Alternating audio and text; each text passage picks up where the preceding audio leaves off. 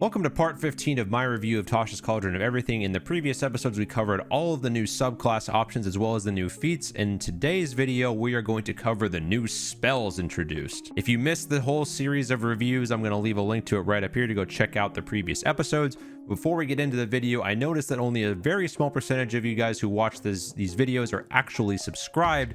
So if you haven't subscribed yet and you're enjoying this review series, consider subscribing. It's free. You can always change your mind and it helps me out a lot. So here is the new spells section, and we're just going to jump right into it as there is a lot of ground to cover. And we're going to begin right away with the Blade of Disaster, a 9th level conjuration spell with a casting time of 1 bonus action, range 60 feet, and duration concentration up to a minute. You create a blade-shaped planar rift about 3 feet long in an unoccupied space you can see within range. The blade lasts for the duration. When you cast this spell, you can make up to 2 melee spell attacks with the blade, each one against a creature, loose object, or structure within 5 feet of the blade. On a hit, the target takes 4d12 force damage. This attack scores a critical hit if the number on the d20 is 18 or higher.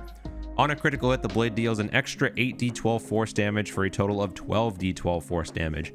As a bonus action on your turn, you can move the blade up to 30 feet to an unoccupied space you can see and then make up to 2 more melee spell attacks with it. The blade can harmlessly pass through any barrier, including Wall of Force. So the only aspect of this spell that's preventing me from rating it accurately is whether or not the 8d12 damage is considered doubled for the purposes of a critical hit, or if it's just 4d12 doubled plus 8d12 base damage. If, depending on that, this spell is either the most broken 9th level spell in the game or slightly worse than something like, I would say, a Meteor Swarm.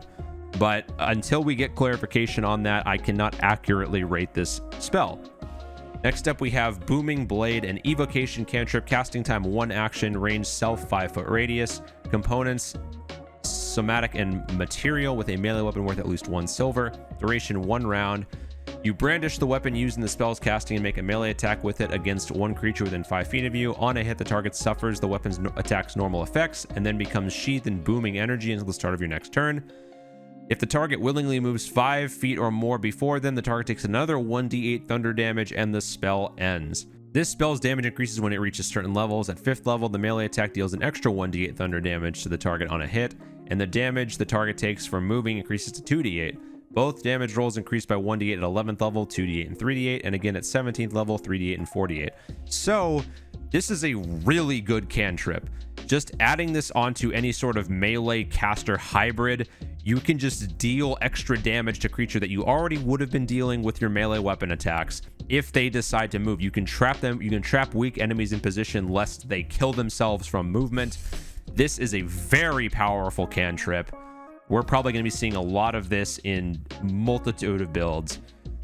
Next up, we have Dream of the Blue Veil, a 7th level conjuration, casting time 10 minutes, range 20 feet, VSM components, a magic item, rolling creature from a destination world, duration 6 hours. You and up to 8 willing creatures within range fall unconscious for the spell's duration and experience visions of another world on the material plane, such as Oerth, Toril, Kryn, or Eberron. If the spell reaches its full duration, the visions conclude with each of you encountering and pulling back a mysterious blue curtain. The spell then ends with you mentally and physically transported to the world that was in the visions. To cast this spell, you must have a magic item that originated on the world you wish to reach, and you must be aware of the world's existence even if you don't know the world's name. Your destination in the other world is a safe location within 1 mile of where the magic item was created. Alternatively, you can cast the spell if one of the affected creatures was born on the other world, which causes your destination to be a safe location within 1 mile of where that creature was born. The spell ends early on a creature if that creature takes any damage if the creature isn't transported. If you take any damage, the spell ends for you and all other creatures with none of you being transported. This seems like a really complicated planar shift spell. I don't really understand the purpose of this. Reading this is really complicated. I have no idea where to rate this spell. Like, you would either just cast teleport or planar shift. I don't really see a point of this Dream of the Blue Veil spell. Next up, we have Green Flame Blade, an evocation cantrip, casting time 1 action, range self, components SM, a melee weapon worth at least 1 silver, instantaneous. You brandish a weapon using the spell's casting to make a melee weapon attack with it against one creature within 5 feet of you. On a hit, the target suffers the weapon's normal attack, and you can cause green fire to leap from the target to a different creature of your choice that you can see within 5 feet of it. The second creature takes fire damage equal to your spellcasting ability modifier. The spell's damage increases when you reach certain levels. At 5th level, the melee attack deals an extra 1d8 fire damage, and the fire damage to the second creature increases to 1d8 plus your spellcasting ability modifier. Both rolls increase by 1d8 at each level. 11th, you get 2d8 and 2d8, and at 17th level, 3d8 and 3d8. So just a cantrip that buffs your own melee weapon with direct damage, starting at level 5 mostly.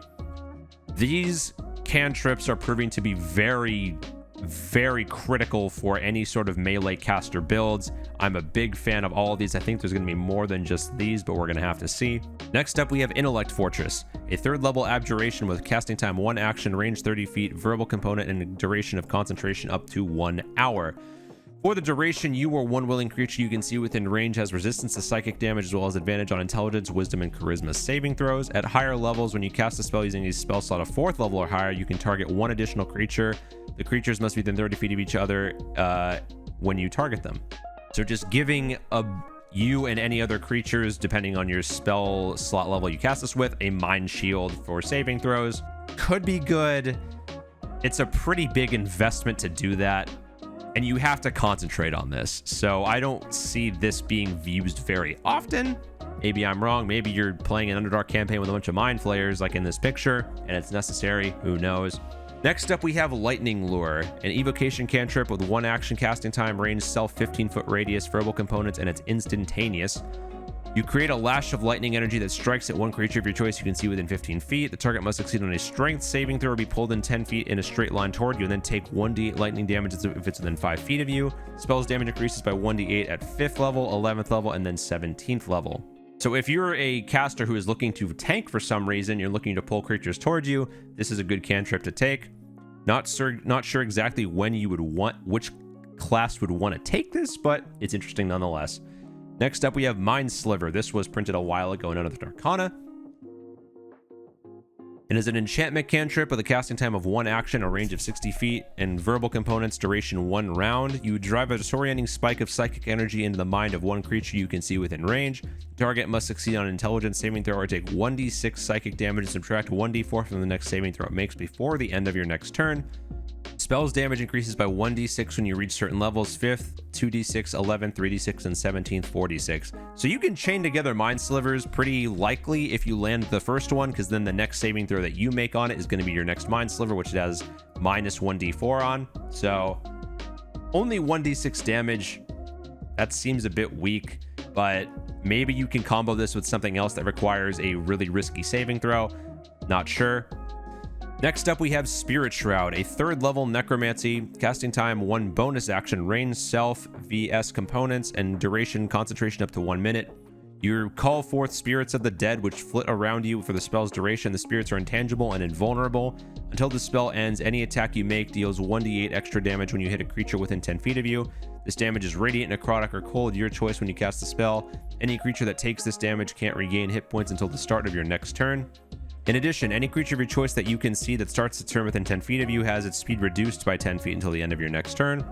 At higher levels, when you cast it using a 4th slot or higher, the damage increases by 1d8 for every 2 slots above 3rd level. So if you cast this at 4th level, it still does the same amount of damage. So you have to cast it at 5th or it doesn't do any extra damage. Okay?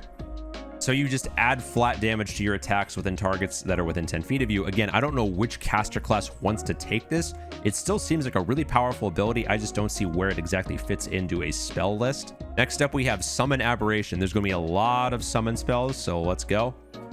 4th level Conjuration, 1 action, 90 feet ranged, VSM components, a pickled tentacle with an eyeball and a platinum inlaid vial worth at least 400 GP, so this is going to have a pretty hefty cost to it.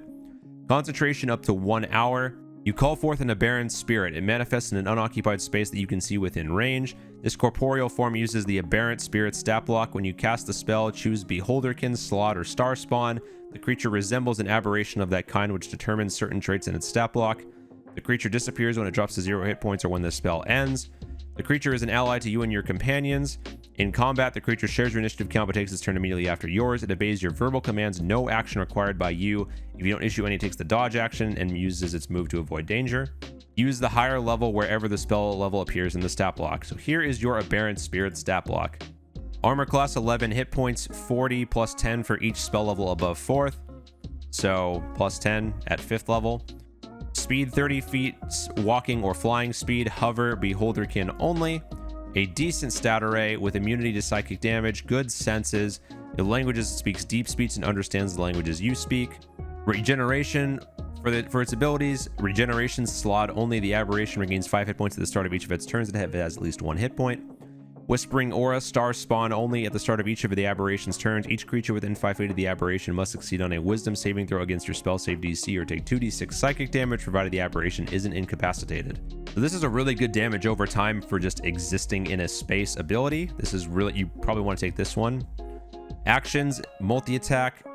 The Aberration makes a number of attacks equal to half this spell's level rounded down. So you're going to want to summon this at level 6 if you want to have 3 possible attacks. Otherwise, you do only want to use this at your 4th level. Do not use a 5th level spell slot for this ability at all. Claws slot only melee weapon attack. It deals 1d10 plus 3 plus the level's slashing damage. If the target is a creature, it can't regain hit points until the start of the Aberration's next turn, so a good heal stop. Eye Ray, Beholderkin, ranged spell attack, 150-foot range, deals 1d8 plus 3 plus the spell's level psychic damage. Very nice attack here. Psychic Slam, Star Spawn only. Your spell attack modifier to hit equals 1d8 plus 3 plus the spell's level psychic damage. Pretty standard. Next up, we have Summon Beast, a 2nd level conjuration, 1 action, 90 feet VSM, costs 200 gold to cast, duration concentration up to 1 hour. You call forth a bestial spirit. It manifests in an unoccupied space you can see within range. This corporeal form uses the bestial spirit stat block. When you cast a spell, choose an environment and air, land, or water. The creature resembles the animal of the choice in that chosen environment. It disappears when it drops to 0 hit points. The creature is an ally. Same deal as the Aberrant Spirit. Here is the stat block. Bestial Spirit, small beast. Armor class equals 11 plus the level of the spell, natural armor. 20 hit points in the air, 30 hit points in the land and water, plus 5 for each spell level above 2nd. 30-foot movement speed, 30-foot climbing speed, land only, 60-foot flying speed, air only, swim speed, 30-foot water only. Decent stats, decent, good senses and languages, has flyby in the air, has pack tactics on land and water only, and has water breathing if it's water only. And for the multi-attack, it makes a number of attacks equal to half the spell's level rounded down again. And the attack is a maul, which is 1d8 plus 4 plus the spell's level piercing damage. So 2 of these attacks can deal some serious damage. Next up, we have Summon Celestial, a 5th level conjuration, 1 action, 90 feet, 500 gold casting, lasts for up to an hour. Works the same way as the others, except you can choose an Avenger or Defender. Down here, the Celestial Spirit is a large celestial with an AC of 11 plus the spell's level, natural armor plus 2, defender only, or it has 40 hit points plus 10 for each spell level above 5th, 30-foot movement and 40-foot flying. Really good stats. Immune to radiant damage, immune to being charmed and frightened, has dark vision and a passive perception of 12, has a multi-attack and makes a number of attacks equal to half the spell's level rounded down. Radiant bow, Avenger only. Has a very long range with the Radiant Bow for the Avenger. He deals 2d6 plus 2 plus the spell's level radiant damage. And Mace, Defender only. Melee weapon attack, 1d10 plus 3 plus the spell's level radiant damage. And the Celestial can choose itself or another creature you can see within 2 feet of the target. The chosen creature gains hit points, so you can use this as a heal. Healing Touch, 1 day. The Celestial touches another creature. The target magically regains 2d8 plus the spell's level. Next up, we have Summon Construct. 1 action, 90 feet, VSM, worth 100 GP, lasts for up to an hour, works the exact same way. You can choose the material which the creature is made from. For the construct, the AC is 13 plus the level of the spell, has a decent number of hit points, 30-foot movement speed, really good stats, resistance to poison, immune to all of these conditions, has dark vision of 60 feet, a passive perception of 10, has heated body, metal only. A creature that touches the construct or hits it with a melee attack while within 5 feet takes 1d10 fire damage, so it is a Stone Lethargy, stone only. When the creature the construct can see starts its turn within 10 feet of the construct can force it to make a wisdom saving throw against your spell save DC. On a failed save, the target can't use reactions and its speed is halved until the start of its next turn. Actions, multi-attack, number of attacks equal to half the spell's level rounded down. For Slam, Melee weapon attack, 1d8 plus 4 plus the spell's level bludgeoning damage. And reactions, the only gets with the clay. Berserk Lashing, when the construct takes damage, it makes a slam attack against a random creature within 5 feet of it. If no creatures within reach, the construct moves up to half its speed toward the enemy it can see without provoking opportunity attacks. Very nice ability here. Next up, we have Summon Elemental. Same concept. You can choose the element, and we have the stat block down here. Armor class is 11 plus the spell's level. Really good chunk of hit points. 40-foot movement speed, 40-foot burrow speed, earth only, 40-foot fly speed, hover air only, or swim speed 40, water only. Really nice stats here. Damage resistance is acid, water only, lightning and thunder, air only, or piercing and slashing, earth only. Damage immunities, poison and fire, poison for all of them, and fire for fire only. Condition immunities, it's immune to being exhausted, paralyzed, petrified, poisoned, or unconscious. Dark vision senses, speaks primordial, understands your languages. Amorphous form, air, fire, and water only. The elemental can move and squeeze through space, really tight spaces. Multi-attack, number of attacks equal to half the spell's level rounded down, which is a slam attack that deals 1d10 plus 4 plus the spell's level bludgeoning damage or fire damage on the fire only. Next up, we have Summon Fae, a 3rd level conjuration. Same process, you can choose either Fuming, Mirthful, or Trixie. Here's the stat block. Decent AC, decent hit points, good movement speed of 40 feet, really good stats, immune to being charmed, dark vision, speaks Sylvan, understands your languages, and can multi-attack, same way the rest of them can. Has a short sword, equals your spell's attack modifier to hit, deals 1d6 plus 3 plus the spell's level piercing damage, plus 1d6 force damage. Bonus actions, it can phase step, magically teleport to 30 feet to an unoccupied space. Then one of the following effects based on the mood happens. Fuming, the Fae has advantage on the next attack roll it makes before the end of the turn, so if it does this before it attacks. Mirthful, the Fae can force one creature can see within 10 feet to make a wisdom save or become charmed by you and the Fae for 1 minute or until the target takes any damage. Or Trixie, the Fae can fill a 5-foot cube within 5 feet with magical darkness, which lasts until the end of its next turn. Next up, we have Summon Fiend, a 6th level conjuration. Works the same way, costs 600 gold to work, and you can choose a demon, devil, or Yugoloth. Works the exact same way. Fiendish Spirit, good AC, 50 hit points for demon, 40 for devil, or 60 for Yugoloth, plus 15 for each spell level above 6. 40-foot movement speed, 40-foot climb speed, demon only, or fly 60 feet, devil only. Really nice stats. Resistant to fire, immune to poison, cannot be poisoned, has dark vision of 60 feet, speaks abyssal, infernal, and telepathy 60 feet.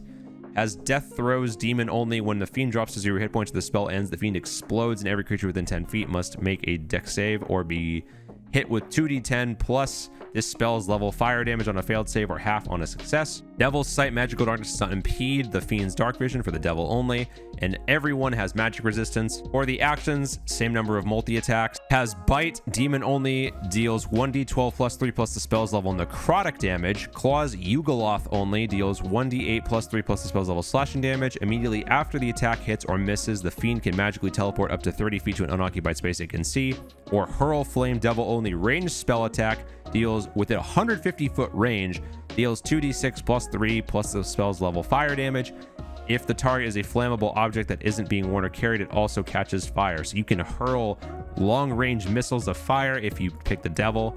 Very nice addition here. Next up, we have Summon Shadow Spawn, 3rd level conjuration. Same process, but costs 300 gold. Can either choose an emotion, fury, despair, or fear. Here's the stat block. Starts off with 11 armor class plus the level of the spell. 35 plus 15 hit points for each spell level above 3rd, 40-foot movement speed. Really nice stats here. Resistant to necrotic, immune to being frightened, 120 feet of dark vision, understands the languages you speak. Terror Frenzy, Fury only, the spirit has advantage on attack rolls against frightened creatures. Weight of Sorrow, Despair only, any creature other than you that starts its turn within 5 feet of the spirit has its speed reduced by 20 feet until the start of that creature's next turn. For the actions, you have the multi-attack. The spirit makes a number of attacks equal to half of the spell's level rounded down. Chilling Rend, melee weapon attack, deals 1d12 plus 3 plus the spell's level cold damage. You also have Dreadful Scream once per day. The spirit screams. Each creature within 30 feet of it must make a wisdom saving throw against your spell save DC or be frightened for 1 minute. The frightened creature can repeat the saving throw at each of its turns, ending the effect on a success. Also, this pairs very well with the Terror Frenzy. For your bonus actions, you have Shadow Stealth, Fear only, while in Dim Light or Darkness the spirit takes the Hide action as a bonus action. And here is what the Shadow Spawn looks like. Pretty scary. Next up, we have Summon Undead, a 3rd level necromancy, 1 action, 90 feet. Same idea, except it costs 300 gold. You can choose a ghostly, putrid, or skeletal form. Has the same idea. Here's the stat block. AC is 11 plus the spell's level, 30 hit points, ghostly or putrid, or 20 skeletal plus 10 for each level above 3rd. 30-foot walking speed, 40-foot flying speed, hover for ghostly only. Decent stats. Immune to necrotic and poison damage, immune to exhaustion, frightened, paralyzed, and poison conditions. Senses 60 feet of dark vision. Understands the languages you speak and has festering aura, putrid only. Any creature other than you that starts its turn within 5 feet of the spirit must succeed on a constitution saving throw against your spell save DC or be poisoned until the start of your next turn. Its next turn. Incorporeal passage, ghostly only. The spirit can move through other creatures and objects as if they were difficult terrain. If it ends its turn inside an object, it is shunted to the nearest unoccupied space and takes 1d10 force damage for every 5 feet traveled. It has multi-attack. The spirit makes a number of attacks equal to half the spirit's level rounded down. The spell's level rounded down. Deathly touch, ghostly only, melee weapon attack equals 1d8 plus 3 plus the spell's level necrotic damage, and the creature must succeed on a wisdom save or be frightened of the undead until the end of the target's next turn. Grave Bolt, skeletal only, a 150-foot range spell attack that deals 2d4 plus 3 plus the spell's level necrotic damage, or Rotting Claw, melee weapon attack that deals 1d6 plus 3 plus the spell's level slashing damage. If the target is poisoned, it must succeed on a con save or become paralyzed until the end of its next turn. So pairs well with Festering Aura. And that is it for all of these summoning spells. My god, there is so much information there. Next up, we have Sword Burst, a conjuration cantrip, casting time of 1 action, range 5 feet, and is a verbal component. Duration instantaneous. You create a momentary circle of spectral blades that sweep around you. All other creatures within 5 feet of you must succeed on a dexterity saving throw or take 1d6 force damage. This spell's damage is increased by 1d6 at 5th level, 11th, and 17th level. Pretty simple cantrip. Finally, we get some simple spells in here. Probably a pretty decent one as well. Next up, we have Tasha's Caustic Brew, a first level evocation spell that is 1 action, range self, 30-foot line, VSM, a bit of rotten food, concentration up to 1 minute. A stream of acid emanates from you in a 30-foot line and 5 foot wide in the direction you choose. Each creature in that line must succeed on a dexterity saving throw or be covered in acid for the spell's duration or until the creature uses its action to scrape or wash the acid off itself or another creature. A creature covered in acid takes 2d4 acid damage at the start of each of its turns, so you can basically negate a creature's single action or they will keep taking damage over time. Very strong first level spell here. The damage increases by 2d4 for each slot above the first. A second level 4d4 acid damage. This is one of the strongest first level spells in the game. Next up, we have Tasha's Mind Whip, a second level enchantment, a casting time of 1 action, range 90 feet, which has 1 round duration. You psychically lash out at 1 creature you can see within range. The target must make an intelligence saving throw. On a failed save, the target takes 3d6 psychic damage and cannot take reactions until the end of its next turn. Moreover, on its next turn, it must choose whether it gets a move, an action, or a bonus action. It only gets 1 of the 3. On a successful save, the target takes half as much damage and suffers none of the spell's other effects. At higher levels, when you cast a spell using a 3rd level or higher slot, you can target 1 additional creature for each slot above 3rd level. Each creature must be within 30 feet of each other when you target them. This is a really strong crowd control ability if you use this in the right circumstance and the right spell level. I'm seeing some serious power creep with all of these new spells. I am loving it. Next up, we have Tasha's Otherworldly Guise, a 6th level transmutation with a 1 bonus action cast time, range self, VSM components. It costs 500 gold at least to cast, lasts 1 minute. Uttering an incantation, you draw on the magic power of the lower planes or upper planes, your choice to transform yourself. You gain the following benefits. You are immune to fire and poison damage, lower planes, or radiant and necrotic damage, upper planes. You are immune to poison condition, lower planes, or charmed condition, upper planes. Spectral wings appear on your back, giving you a flying speed of 40 feet. You have a +2 bonus to AC. All of your weapon attacks are magical, and when you make a weapon attack, you can use your spellcasting ability modifier instead of strength or dex for the attack and damage rolls. You can attack twice instead of once when you take the attack action. You ignore this benefit if you already have a feature like extra attack. So you get a really powerful buff to yourself if you are a caster. If you are a melee caster that does not happen to have an extra attack, this spell is insane. So all of these bonuses in general are just really good on their own, but getting them all together in a single package of Tasha's Otherworldly Guise makes this a really strong pick for your 6th level spell. There is a section down here on personalizing your own spells. However, this is all for flavor and is completely unique and personal to yourself. So if you want to read this, I will leave this up here for you briefly, but I will not be covering this as this is unique to every single person's character. So with that in mind, that is going to be everything in Tasha's Cauldron of Everything for the spells. We got some really strong showings. We have a whole new segment of summoning spells. A summoner class is 100% possible with all of these spells active, since most of them are in different spell levels. I am very excited to play a conjuration based caster, especially since all of these creatures get to act on their own. You do not need to give them any action to do so, and they are automatically friendly to you, unlike the warlock spell, the summon lesser fiend or greater fiend ability, where it could possibly be hostile to you. All of these are friendly to you, so I think that we will see a serious surge in conjuration based casters coming forward. This is really good. I am a fan of all of these spells. But guys, that is going to be everything for the new spells in Tasha's Cauldron of Everything. If you enjoyed this video and this review, be sure to leave it a like and subscribe if you guys haven't. Leave a comment down below. What is your favorite spell of this list? Are there too many conjuration spells? Be honest with me. Be sure to subscribe if you haven't. We got more Tasha's Cauldron of Everything reviews coming up very soon, so don't miss any of those, guys. So until the next time, have fun, stay safe, and as always, happy gaming.